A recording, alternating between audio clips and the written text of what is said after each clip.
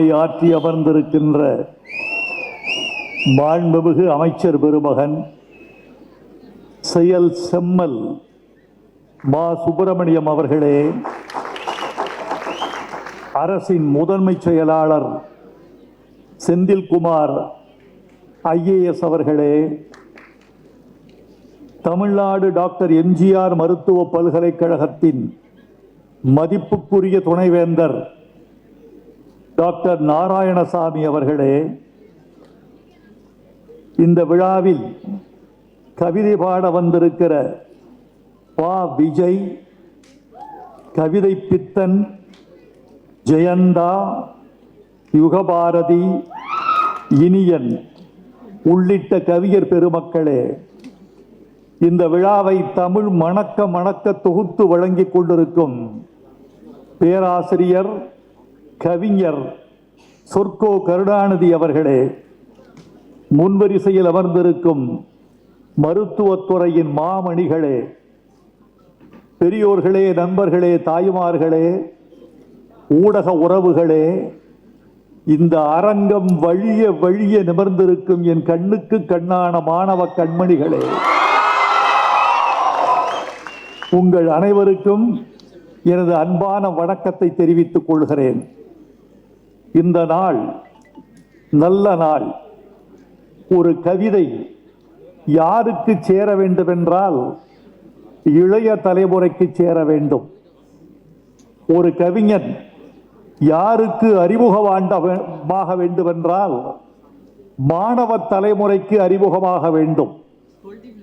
மூத்தவர்களுக்கு அறிமுகமாகிற ஒரு கலைஞன், கவிஞன் ஒரு குறிப்பிட்ட காலத்தோடு நின்று விடுவான். இளைய தலைமுறைக்கு அறிமுகமாகின்ற கவிஞன் 100 ஆண்டுகள் வரைக்கும் கடத்தப்படுவதற்கு வாய்ப்பு இருக்கிறது. உங்கள் நெஞ்சிலே எழுதப்படுகிற பாரதிதாசன் வரிகள், உங்கள் நாவால் உச்சரிக்கப்படுகிற பெயர் நூற்றாண்டுகளை கடந்து பாவேந்தர் பாரதிதாசனை அடுத்தடுத்த தலைமுறைகளுக்கு கடத்தும் என்ற நம்பிக்கை எனக்கு இருக்கிறது. தமிழ்நாட்டு முதலமைச்சர் மாண்புமிகு தளபதி முத்துவேல் கருணாநிதி ஸ்டாலின் அவர்களுக்கு என் நன்றியை தெரிவித்துக் கொள்கிறேன். பாரதிதாசன் பிறந்த நாள் விழாவை தமிழ் வார விழா என்று கொண்டாடுவதற்கு அரசு ஆணை பிறப்பித்த முதலமைச்சர் நம்முடைய தளபதி மு.க. ஸ்டாலின் அவர்கள். கலைஞர் கொஞ்சம் கூட பாவேந்தர் மீது பேரன்பு குன்றாதவர். அந்த அன்புக்கு குறையாத அன்பையும் மதிப்புக்கு குறையாத மதிப்பையும் தளபதியும் கொண்டிருக்கிறார் என்பது எங்களை போன்ற கவிஞர்களுக்கு மகிழ்ச்சி தருகிறது, நிறைவு தருகிறது. தமிழின் மீது எங்களுக்கு நம்பிக்கை வருகிறது. இந்த விழா தொடக்கத்தில் வந்து பேசிய நம்முடைய அமைச்சர் சுப்பிரமணியம் அவர்கள் முதல் வார்த்தையை சொல்லி தொடங்கிய அந்த வார்த்தை எது என்பதை இந்த மன்றம் குறித்து அறிந்திருக்க கூடும். நான் என் காதுகளை அவர் நாவுக்கு அருகில் வைத்து கேட்டுக்கொண்டிருந்தேன்.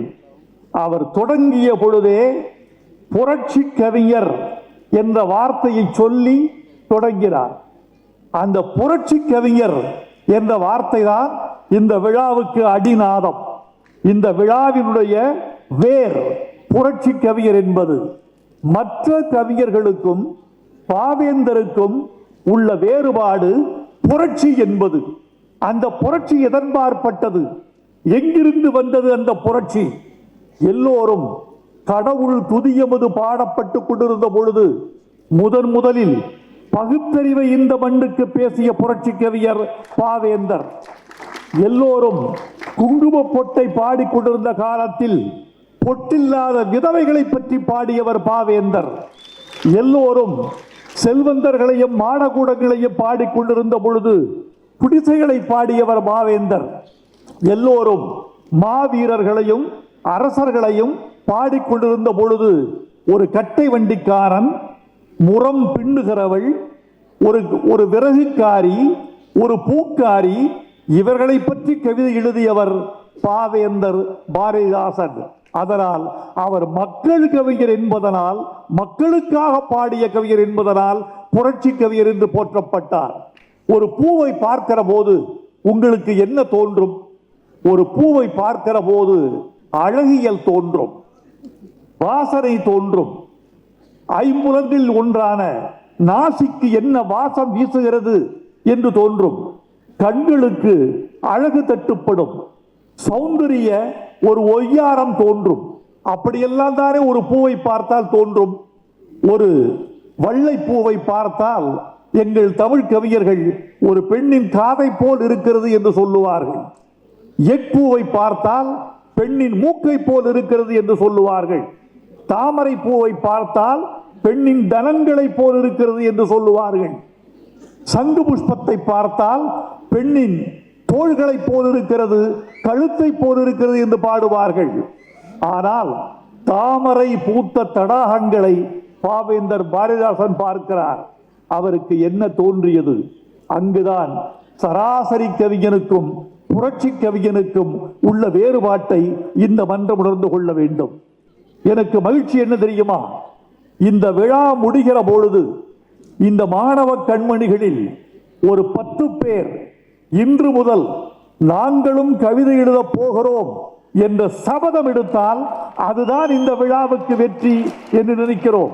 தமிழின் பக்கம் வரக்கூடிய கூட்டம், கவிதையின் பக்கம் வரக்கூடிய கூட்டம், அறத்தின் பக்கம் வரக்கூடிய கூட்டம், ஒரு புரட்சி கூட்டம் இந்த தலைமுறையில் உருவாவதற்கு இந்த விழா ஓர் அடித்தளமிட வேண்டும் என்று நான் நினைக்கிறேன்.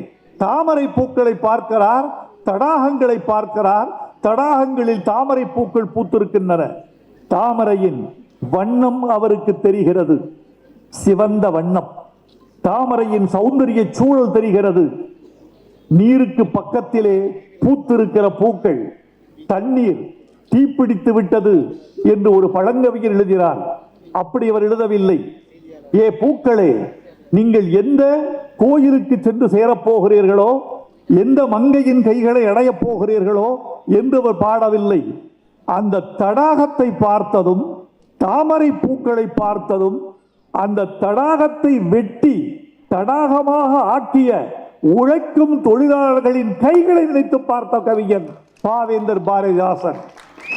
தாமரை பூத்த தடாகங்களே, உமை தந்த அக்காலத்திலே எங்கள் தூய்மை சகோதரர் தூர்ந்து மறைந்ததை சொல்லவோ இந்த ஞாலத்திலே நீங்கள் பூத்து விட்டீர்கள். உங்களுக்கு என்ன? தண்ணீர் இருக்கிறது, சூரியன் இருக்கிறது, பூத்து விட்டீர்கள். ஆனால் நீங்கள் பூப்பதற்கு மூலமான தொழிலாளி எங்கே? இந்த தடாகத்தை வெட்டி தடாகமாக்கிறாரே, அவர் எங்கே? அவன் சிவந்த கைகள் எங்கே? தாமரை பூக்களை பார்க்கிற போது பூக்களின் சிவப்பை புறந்தள்ளிவிட்டு அந்த தடாகத்தை உருவாக்கிய தொழிலாளியின் சிவந்த கைகளை பார்த்தவர் புரட்சி கவிஞர் பாவேந்தர் பாரதிதாசன். நண்பர்களே, நமக்கு கிடைத்த மிகப்பெரிய கொடை. சுதந்திர இந்தியாவில் 2 தத்துவங்கள் தமிழ்நாட்டில் வேரோடின. ஒன்று தேசிய தத்துவம், இன்னொன்று திராவிட தத்துவம். தேசியம் இந்தியாவை முன்வைத்தது, திராவிடத்தை முன்வைத்தது. தேசியம் மும்மொழி கொள்கையை முன்வைத்தது, திராவிடம் இருமொழி கொள்கையை முன்வைத்தது. தேசியம் அனைத்து தெய்வங்களையும் பாடியது, திராவிடம் ஒன்றே குலம் ஒருவரே தேவர் என்றது. தேசியம் பாரதியை உயர்த்தி பிடித்தது, திராவிடம் பார்த்தது. தேசியத்திற்கு எல்லாம் கிடைத்து விட்டது, ஒரு கவிஞன் கிடைக்க வேண்டாமா? திரும்பி திரும்பி பார்த்தது, ஒரே ஒரு கவிஞன் கிடைத்தான். பாரதிக்கு இணையாக தேசியத்தை உயர்த்தி பிடித்த பொழுது திராவிடத்தை உயர்த்தி பிடிப்பதற்கு ஒரே ஒரு கவிஞன், புரட்சி கவிஞர் பாவேந்தர் பாரதிதாசன் முன்வைக்கப்பட்டார். ஒரு பெரிய வெற்றிடத்தை ஈடு செய்வதற்கு, ஒரு பெரிய வெற்றிடத்தை நிரப்புவதற்கு, தமிழர்களின் குறைகளை போக்குவதற்கு அவர் செய்தார். நம் நண்பர்களே, பாரதிதாசனுடைய பாடல்களை, கருத்துக்களை, எண்ணங்களை, சிந்தனைகளை மக்களுக்கு கொண்டு சென்றதில் என் தமிழாசான் முத்தமிழறிஞர் கலைஞரை போல இன்னொருவர் இந்த மண்ணில் இல்லை என்று நான் 1000 கோயில்களில் சத்தியம் செய்வேன். ஏனென்று சொன்னால் பாவேந்தருடைய வார்த்தைகளை உள்வாங்கி திரைப்படங்களில் பயன்படுத்தி பாவேந்தருக்கு பெருமை சேர்த்தவர் நம்முடைய முத்தமிழறிஞர் கலைஞர் அவர்கள். ஓடப்பராயிருக்கும் ஏழையப்பர் உதயப்பராகிவிட்டார் ஓர் நொடிக்குள், ஓடப்பர் உயரப்பர் எல்லாம் மாறி ஒப்பப்பர் ஆய்விடுவார் உணரப்பா நீ. இது எல்லோருக்கும் என்ன தெரியும்? பராசக்தியில் நடிகர் திலகம் சிவாஜி கணேசன் பேசிய வசனம் என்று தெரியும். எத்தனை பேருக்கு இதன் மூலம் இந்த கவிதை எழுதிய ஆசான் பாவேந்தர் பாரதிதாசன் என்று தெரியும்? இது அழகான வசனமாயிற்றே, எழுதியவர் யார் என்று தேடி போய் பாவேந்தர் பாரதிதாசனுக்கு வணக்கம் சொன்ன தமிழ் கூட்டம் இருந்தது. பாவேந்தரை திரைக்குறைத்துக்குள்ளே அழைத்து சென்று தமிழ் மக்களுக்கு இன்னும் வெளிச்சம் போட்டவர் கலைஞர் அவர்கள். ஒரு நாள் 51 பாண்டிச்சேரிக்கு விரைகிறது நம்முடைய கலைஞரின் கார். பாவேந்தர் பாரதிதாசனின் வீட்டு முன்னால் கார் நிற்கிறது. தன் தோள் துண்டை உதறிக்கொண்டு பாவேந்தருக்கு வணக்கம் செலுத்துகிறார் முத்தமிழறிஞர் கலைஞர். யார்? கருணாநிதியா? வா வா உட்கார், என்ன விஷயமா வந்திருக்க? வேற ஒண்ணும் இல்லைங்கய்யா, உங்க பாட்டு ஒண்ணு வேணும். எதுக்கு? படத்துக்கு. என்ன படத்துக்கு? பராசக்தி என்ற ஒரு படத்திற்கு நான் வசனம் எழுதி கொண்டிருக்கிறேன். அதில் தொடக்க பாடலாக உங்கள் பாடல் வேண்டும். எவ்வளவு பணம் உங்களுக்கு வேண்டும்? பாவேந்தர் இப்படி சொன்னது இவருடைய பெருந்தன்மை. எவ்வளவு கேட்டாலும் கொடுத்திருப்பார் கலைஞர். ஏனால் படத்தை எடுத்தவர்கள் ஏவிஎம் நிறுவனமும் நேஷனல் பிக்சர்ஸ் பெருமாள் முதலியாரும். இந்த 2 பேரும் பெரிய நிறுவனத்துக்காரர்கள். பாவேந்தர் கேட்டால் அன்றைக்கே 10,000 கேட்டிருந்தாலும் கொடுத்திருப்பார்கள். 10,000 என்பது கலைஞர் தன் படம் முழுக்க வசனம் எழுதியதற்கு வாங்கிய தொகை. படம் முழுக்க, ஒரு முழு படத்திற்கு பராசக்திக்கு கலைஞர் வாங்கிய தொகை வெறும் 10,000 ரூபாய். ஒரு பாட்டுக்கு 10,000 இருந்தாலும் பாவேந்தருக்கு அது வழங்கப்பட்டிருக்கும். எவ்வளவு வேண்டும் கேளுங்கள், பெற்றுத் தருகிறோம். இது கலைஞர். பாவேந்தர் சொன்ன பதில், என் பாட்டு உன் படத்தில் இடம் பெறுவதற்கு நான் அல்லவா உனக்கு பணம் தர வேண்டும், இலவசமாக எடுத்துக்கொள்.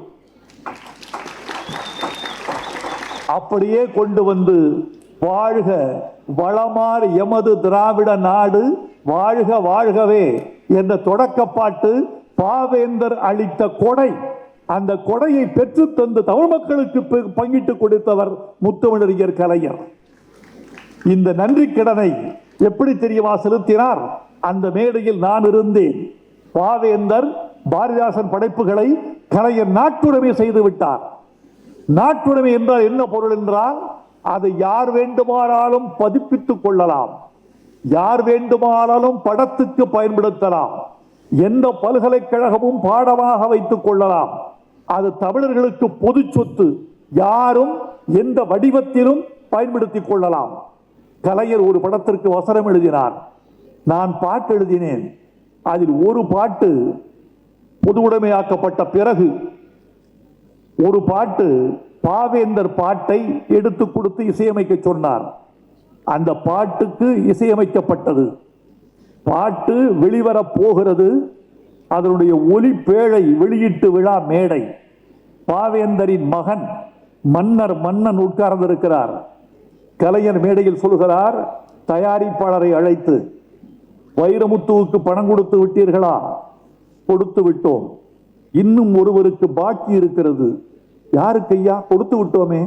பாவேந்தர் பாரதிதாசனுக்கு கொடுக்க வேண்டியிருக்கிறது. பாவேந்தர் பாரதிதாசன் பாட்டை நீங்கள் பயன்படுத்தி இருக்கிறீர்கள், நான் கொடுத்து. அந்த பாட்டுக்கும் பணம் வேண்டும். அந்த பணம் பாரதிதாசனின் மகனாகிய மன்னனுக்கு சேர வேண்டும். கொடு என்றார்கள். அந்த பணத்தை கொடுக்க வேண்டிய அவசியம் இல்லை தயாரிப்பாளருக்கு. ஏன் தெரியுமா? கலைஞர் தான் அதை நாட்டுடைமை செய்து விட்டார். நாட்டுடைமை செய்துவிட்ட பிறகு அந்த பாட்டுக்கு யாரும் பணம் கேட்க முடியாது, உரிமை கோர முடியாது, பதிப்புரிமை அதற்கு கிடையாது. இருந்த பிறகும் கூட, பொதுவுடைமை ஆக்கப்பட்ட பிறகும் கூட, ஏனென்றால் பராசக்தி படத்துக்கு பணம் வாங்காமல் படம் கொடுத்த பாட்டு கொடுத்த பாவேந்தருக்கு இன்றைக்கு பணம் தேவையில்லாத காலத்தில் பணம் கொடுத்து அதை ஈடு செய்தவர் கலைஞர். அன்று பட்ட கடன் இன்று கழிக்கிறேன் என்று கழித்தவர் பாவேந்தர் பாரதிதாசன் அவர்கள். நண்பர்களே, உங்களுக்கு நிறைவாக ஒரு செய்தி. பாவேந்தரின் கனவை நனவாக்கி கொண்டிருக்கிறது தளபதி மு.க. ஸ்டாலின் அவர்களின் அரசு என்பதை நான் பெருமையோடு தெரிவித்துக் கொள்கிறேன். பாவேந்தர் சொன்ன கனவு, எண்ணரும் தமிழ்நாட்டின் கண், எல்லாரும் கல்வி கற்று பன்னரும் கலைஞானத்தால் பராக்கிரமத்தால் அன்பால் உன்னத இமயமலையை போல உயர்ந்து பொங்குதல் எக்காலம் என்பது பாவேந்தரின் பாட்டு. எண்ணரும் தமிழ்நாட்டின் கண், எல்லாரும் கல்வி கற்று, எல்லாரும் என்பதை அடிக்கோடிட்டுக் கொள்ள வேண்டும். சலவை தொழிலாளியின் மகன், முடிதிருத்தும் தொழிலாளியின் மகள், விறகு வெட்டியின் குழந்தை, ஒரு களையெடுப்பவளின் பிள்ளை, யாருக்கும் வேறுபாடு இல்லை. இந்த மண்ணில் பிறந்த ஒவ்வொருவருக்கும் கல்வி என்பது உரிமை. எல்லா தமிழரும் கல்வி கற்க வேண்டும். இன்றைக்கு பாருங்கள், குடிமை பணி தேர்வில் தமிழ்நாடு பெற்றிருக்கிற வெற்றி, முத்துவேல் கருணாநிதி ஸ்டாலின் தமிழ்நாட்டுக்கு கொடுத்த வெற்றி என்று நான் நினைக்கிறேன்.